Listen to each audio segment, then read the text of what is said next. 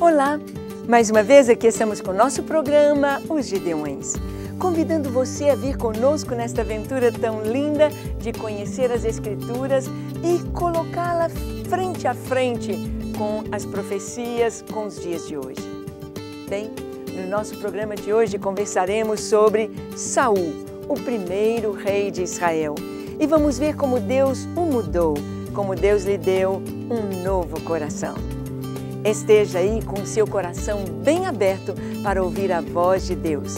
O programa Os Gideões já começou.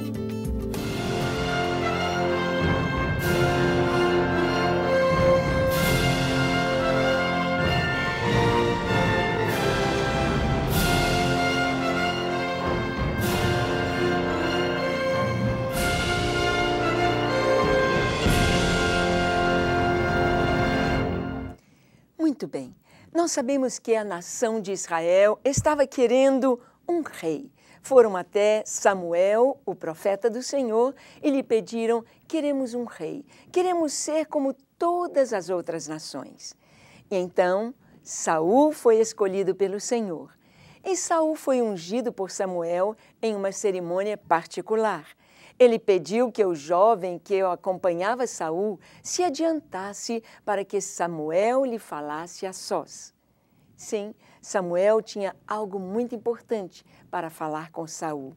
Samuel queria preparar Saul, queria trazer para ele a convicção de que ele era um escolhido do Senhor para ocupar aquela posição tão importante. Nós sabemos que Deus faz assim conosco também nos nossos dias. O Senhor nos chama, mas Ele nos confirma. E muitas vezes Deus confirma com sinais, sinais maravilhosos de que realmente Ele nos chamou para algo especial em sua obra.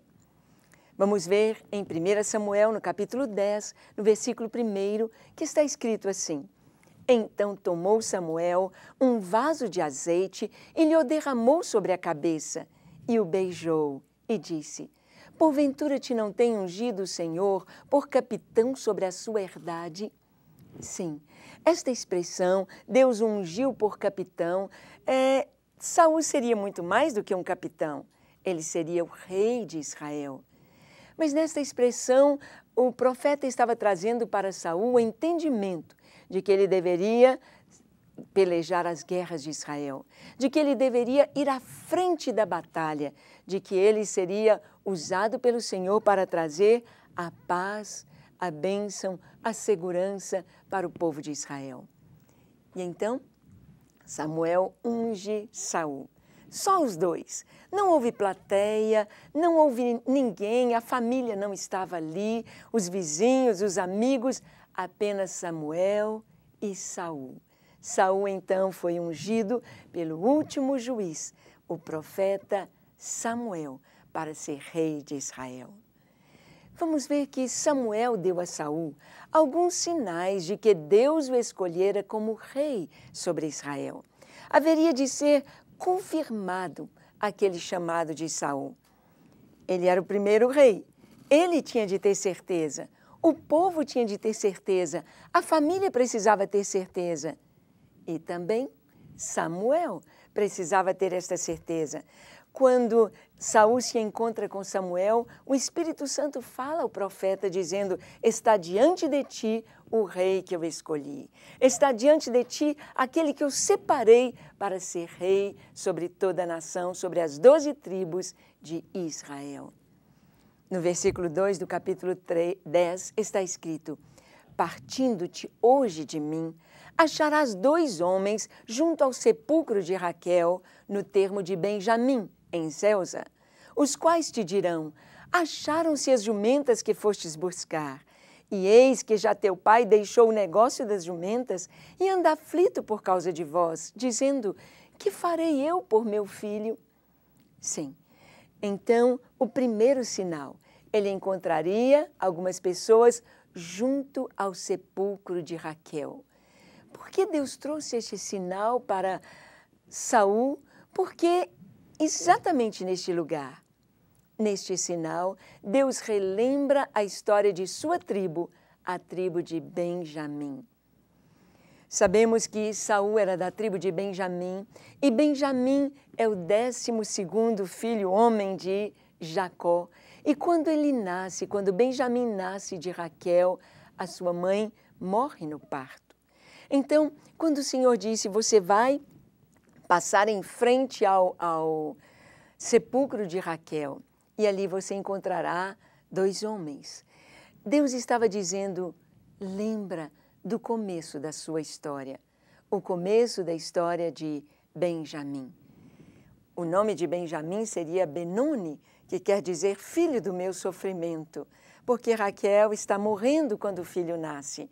Mas Jacó muda o nome do filho para Benjamim, que quer dizer filho da minha mão direita, filho da minha destra, filho da minha força. Deus então está dizendo para Saul que ele é filho da sua força. Deus está dizendo, Saul, você precisa confiar, você precisa saber que inteiramente você depende de mim.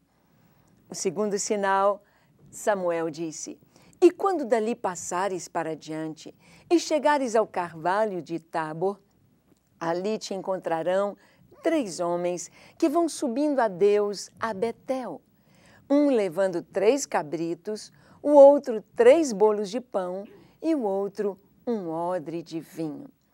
Então agora ele já vai junto ao carvalho no Tabor. E sabemos que carvalho está sempre presente na história de Abraão.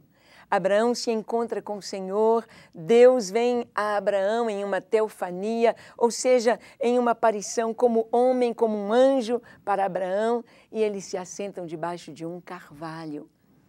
Abraão levanta altares ao Senhor, debaixo de carvalhos, e ali agora Saul vai ter um sinal de Deus. 3 homens debaixo de um carvalho, e estes 3 homens estão levando algo especial. Um deles leva um cabrito, o outro leva 3 pães e o outro leva um odre de vinho. O que significa isto? Neste sinal, Deus relembra a história de Jacó, o patriarca da nação de Israel. Porque foi exatamente naquele lugar, em Betel, que Jacó teve a visão daquela escada que subia até os céus e anjos subiam e descendo, levando as orações e trazendo as respostas. Betel quer dizer casa de Deus. E ali Deus estava lembrando a história de Jacó. E o sinal continua. E te perguntarão como estás, e te darão 2 pães que tomarás da sua mão.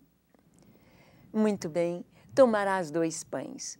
Os pães estão tanto na história de Abraão. Abraão se encontra com Melquisedeque e ele recebe, Melquisedeque traz para ele pão e vinho. O pão e o vinho aqui fazem uma alusão ao sacrifício de Jesus e à nova aliança no seu sangue. Olha, era um cabrito, pão e vinho. O cabrito para ser sacrificado. Pão e vinho, lembrando a nova aliança em Jesus. Então Deus, quando Ele estabelece algo no plano de Deus, Ele descortina toda a obra feita, toda a obra pronta. E Saul estava vendo ali algo que Deus iria fazer tempos depois, dando ao mundo o seu filho Jesus, Yeshua HaMashiach. Ele deveria tomar aqueles pães. Ele deveria saber que o pão fala do corpo de Cristo, o pão fala da nação, o pão fala de algo inteiro. E o Senhor disse, então virás ao outeiro de Deus, onde está a guarnição dos filisteus, e há de ser que entrando ali na cidade, encontrarás um rancho de profetas, que descem do alto e trazem diante de si saltérios e tambores e flautas e harpas e profetizarão. Então aqui o Senhor está falando de Abraão, está falando de Jesus e agora está falando do Espírito Santo. Está falando de profetizar. Deus fala sobre a primeira vitória de Saul como rei, conquistar a guarnição dos filisteus pelo poder de Deus, pelo Espírito Santo. E Saul tem apenas de obedecer à voz do Senhor. E o texto diz: e o Espírito de Deus se apoderará de ti, e profetizarás com eles, e te mudarás em outro homem. Deus estava dizendo a Saul que o coração dele seria mudado. Quando? Quando ele fosse cheio do Espírito Santo e começasse a profetizar. O meu coração foi mudado, o seu coração é mudado quando o Espírito de Deus vem sobre nós. Então, temos um novo coração. Deus lhe fala do chamado e da capacitação para executá-lo, o poder do Espírito Santo. Todos os sinais se cumpriram. Entretanto, antes que acontecessem, foi mudado o seu coração pela fé de Saul. O texto diz: sucedeu, pois, que virando ele as costas para partir de Samuel, Deus lhe mudou o coração em outro, e todos aqueles sinais aconteceram naquele mesmo dia. Você também quer ter seu coração mudado? Quer ser cheio do Espírito Santo? Feche seus olhos, ore comigo dizendo: Senhor, eu me arrependo dos meus pecados e te peço que me dês um novo coração. Eu me entrego a ti, entra na minha vida, sou teu a partir de hoje. Amém, amém e amém. Tenha certeza de que o Espírito Santo veio habitar em você e te faz um novo homem, uma nova pessoa. Até o nosso próximo programa, se Deus quiser.